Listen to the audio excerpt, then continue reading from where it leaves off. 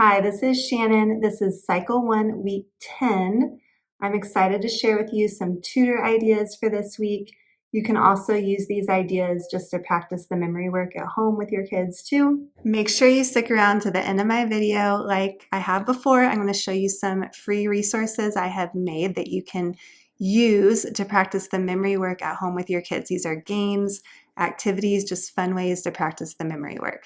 And they're all free on my blog. I'm just excited to share them. So I will share at the end of the video how you can find those. If you are new to my channel, I am a homeschooling mom of 3 little ones, 5, 3, and 1. And we do classical homeschooling, love it.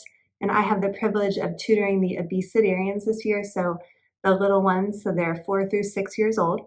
So these plans are for them, but you can customize them if you have kids a little bit older.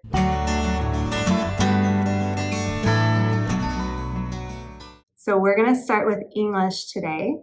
I have made these notebooks for my kids. I've shown these before. They're just preschool lined page notebooks.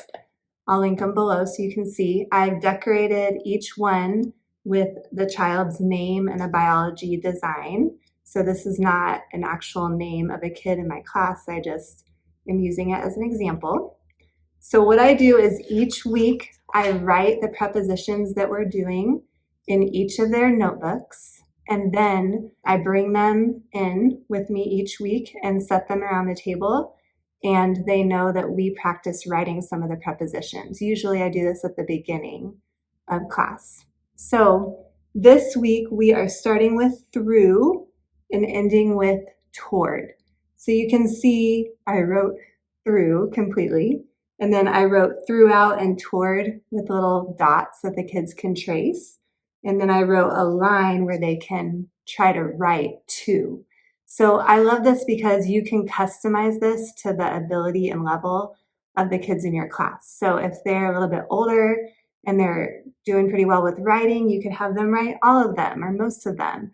If they're younger, like 4, you might want to write all of them for them and just let them color around the notebook a little bit for a few minutes, or let them trace. Like if you write them with dots, you can let them trace.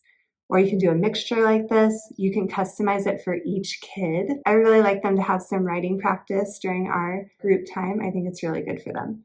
So through, throughout, to, toward. So I'll give them a minute to write, to trace throughout and toward. I'll walk around and help those who need help. And then after they have a few minutes to do this, then we're going to go over our new motions and our preposition song together.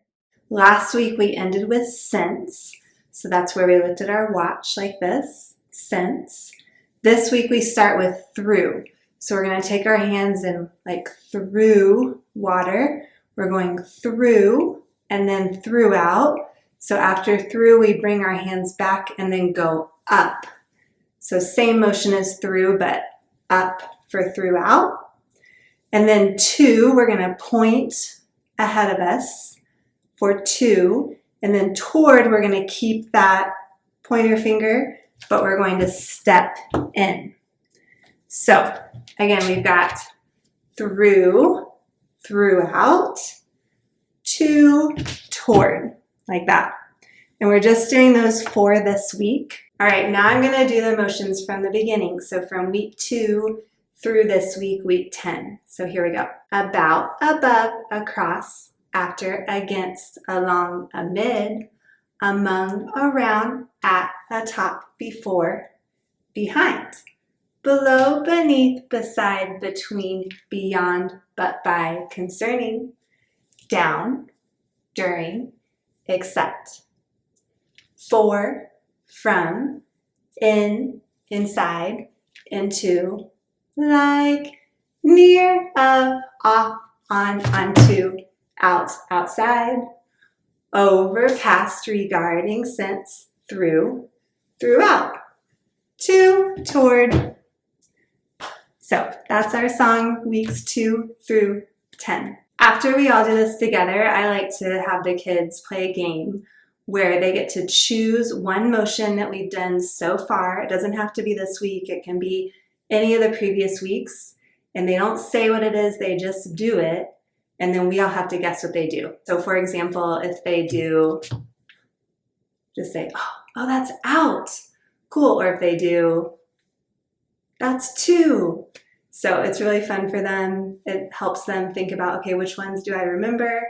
Then they show the class and the class tries to guess without hearing the word. Also, if you want to see all the motions to this song in slow motion, I made a video of that. I'll link below in the description, and hopefully that will be helpful if you're learning these, just to see them really slow.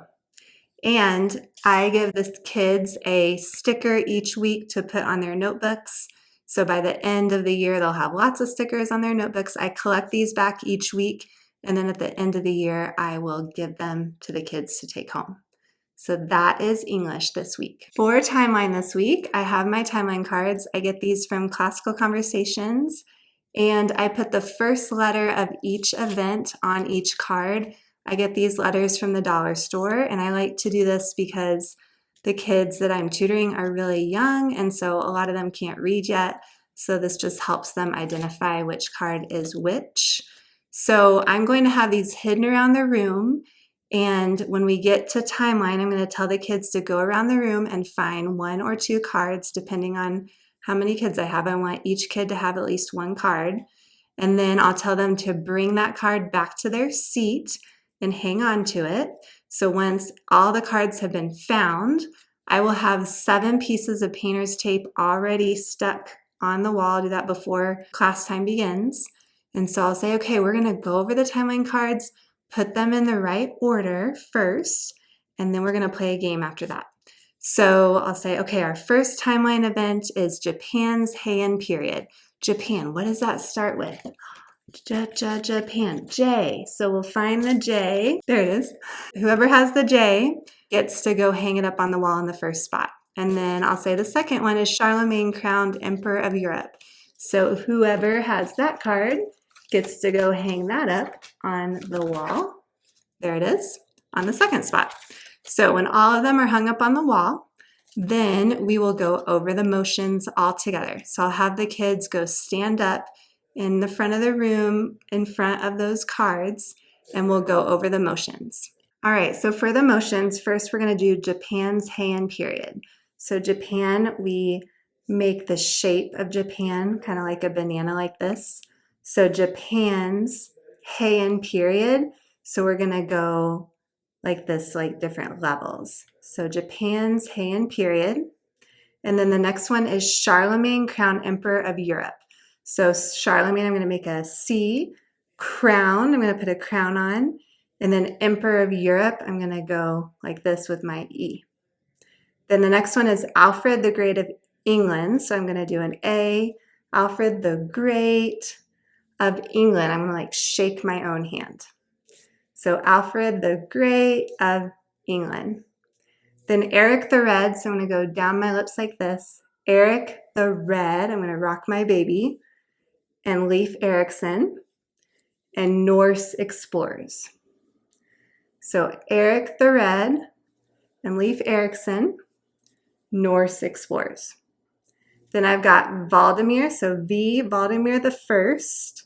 I'm going to flip it like this first, of Kiev, and I'm going to make my K. That's different than the V because it has my thumb in the middle. Valdemir the First of Kiev, and then Byzantine Emperor. So I have B for Byzantine, and then I'm going to make my E like that and make a sash for emperor. Then I've got Basil the Second, so B the Second, and then East-West Schism of the church. And then you can make a C for church like that too.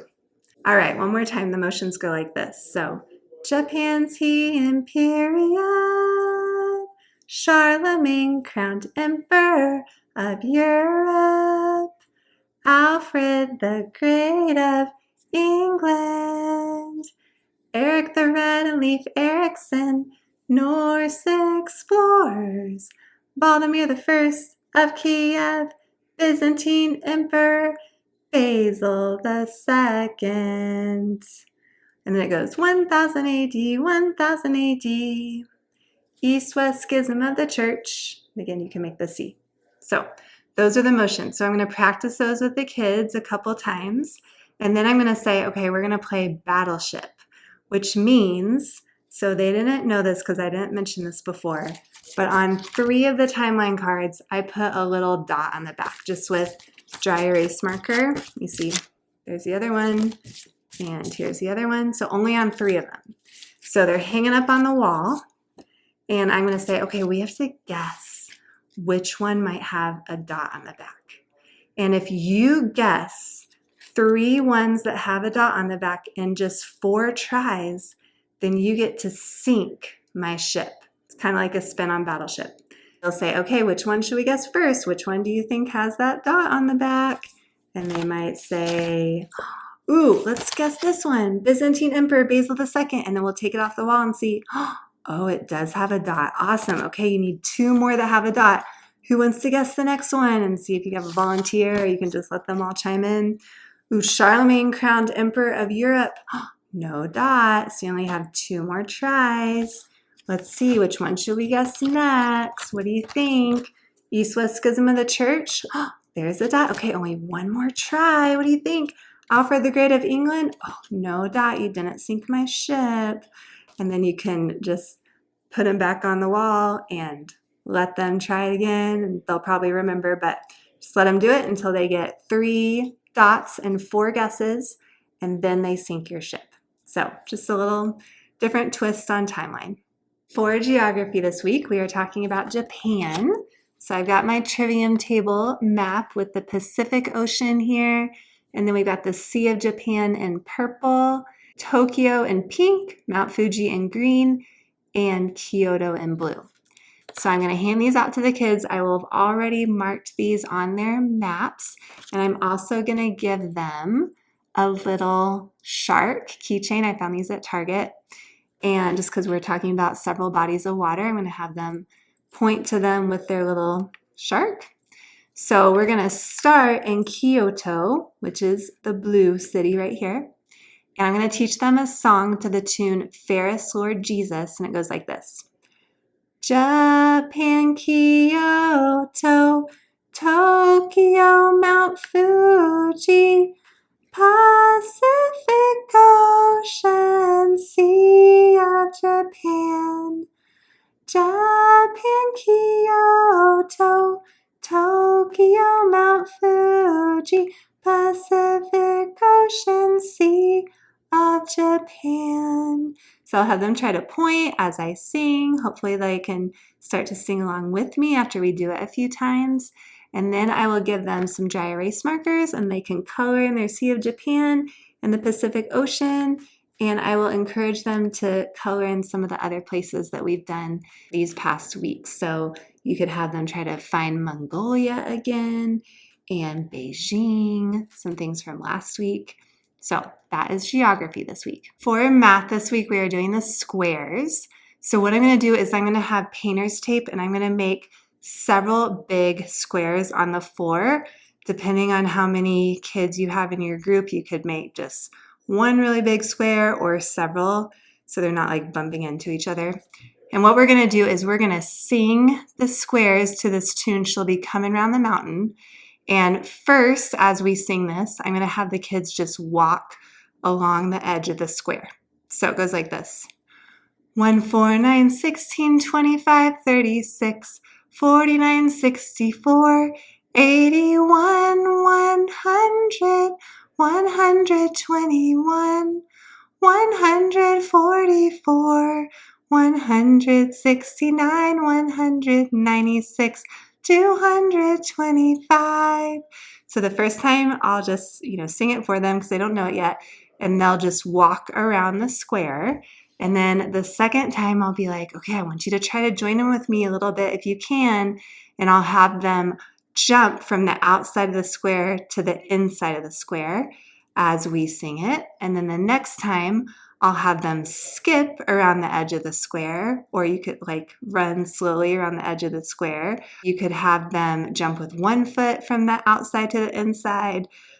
Lots of different things. So just practice singing that as they're moving around a little bit. For history this week, we are going to do silly words again. I know I've done that the past few weeks, but it works really well. It's great for these longer history sentences, and the kids love it. So if it's something that's working well, then I tend to keep doing it. So we are talking about the Japan's Heian period. So what I will do is I will first say the history sentence the correct way, or you could sing it to the tune, and I will tell the kids, listen really carefully so you hear it the correct way, because after this I'm going to add some silly words and you have to tell me what the silly words are. So I'll say, okay, this is how we say it the correct way. So listen really carefully. It goes like this. Around 794, Japan's emperors moved to Heian, present-day Kyoto. The Heian period ended in the 12th century when civil war gave control to military commanders called shoguns in a feudal system where knights called samurai protected wealthy landowners. So I'll do that first. And then I'll say, okay, now I'm going to throw some silly words in there. And if you hear a silly word, raise your hand and tell me what it is. So I start with this.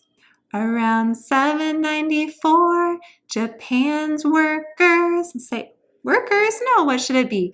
Oh, Japan's emperors. Okay, so then I start at the beginning and do it the correct way until the next silly word.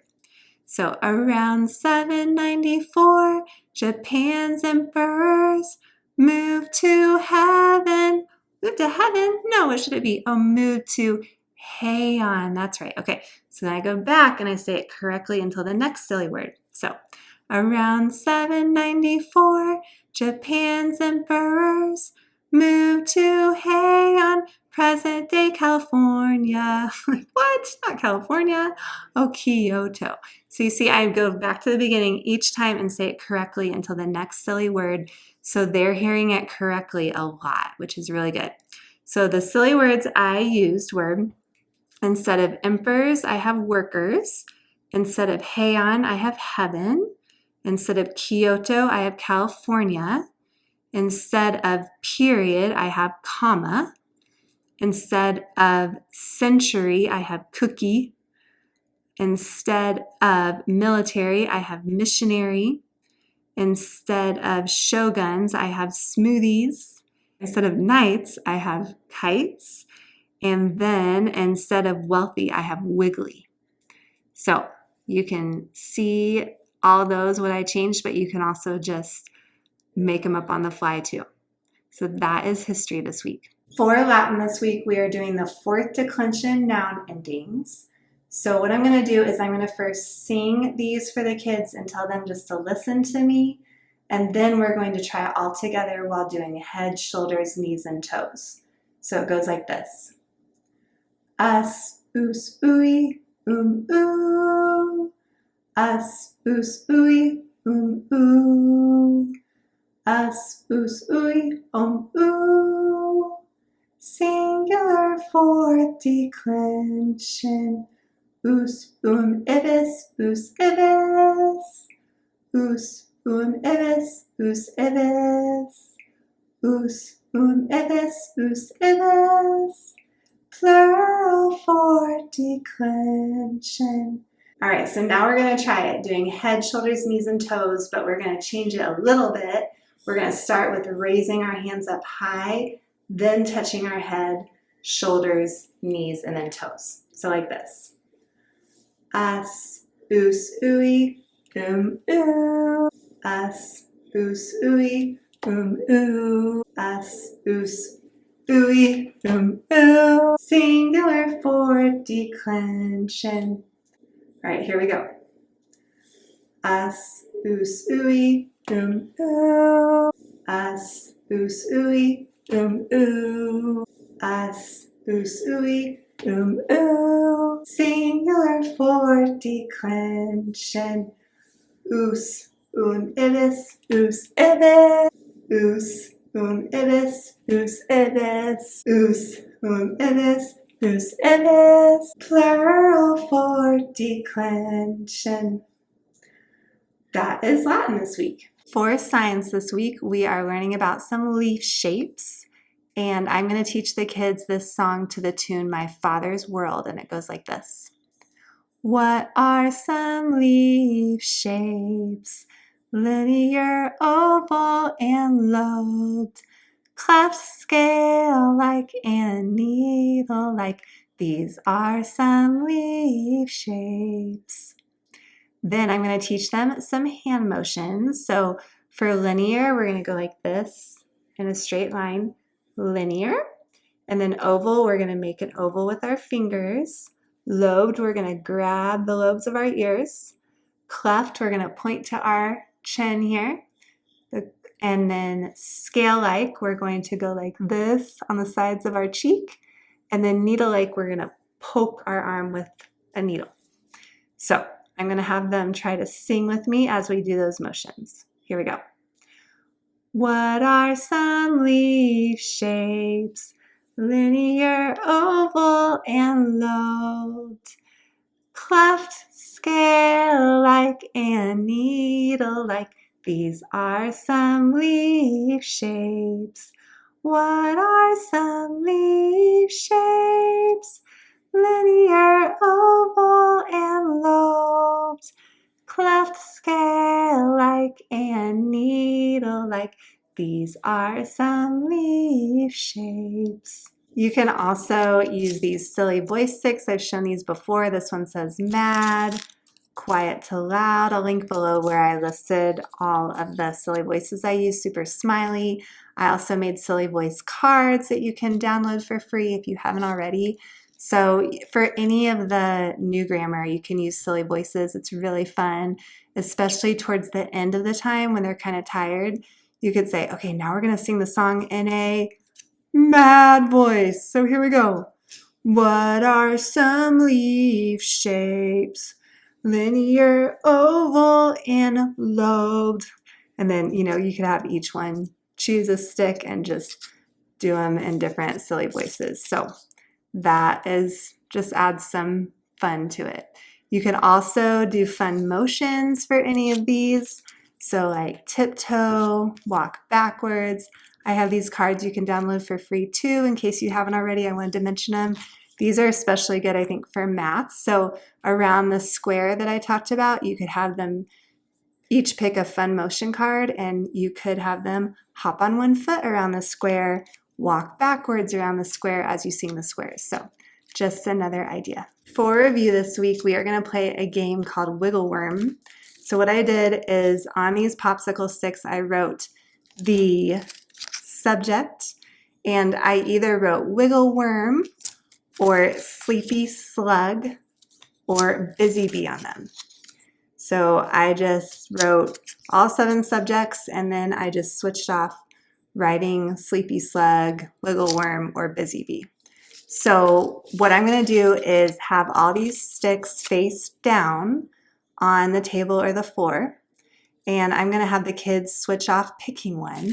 So for example, if the first kid picks Math Busy Bee, then we have to act like little busy bees and buzz around the room while we review some math. So I might say, all right, let's skip count the 6s. Who remembers how to do that? Okay, let's do it as we're busy bees flying around the room. Then I'll have somebody else choose a stick after we do that. So English, wiggle worm. Okay, we got to wiggle like worms on the floor as we try to think about what is the motion for the preposition about. Who can stand up and show me? And then somebody shows me. Okay, let's wiggle a little bit more and think about what is the motion for of. All right, so that's a fun way to review. As promised, I want to show you the activities I made that you can do at home with your kids to practice the memory work this week. So these are all free. You can download them from my blog, and I hope that you enjoy them. I'll link below in the description how to get them. So the first one is a map of the locations in Japan that we're talking about. I have a key to the game that my kids and I play with this is we roll a die. Whatever number we roll, we try to remember what location matches with that number.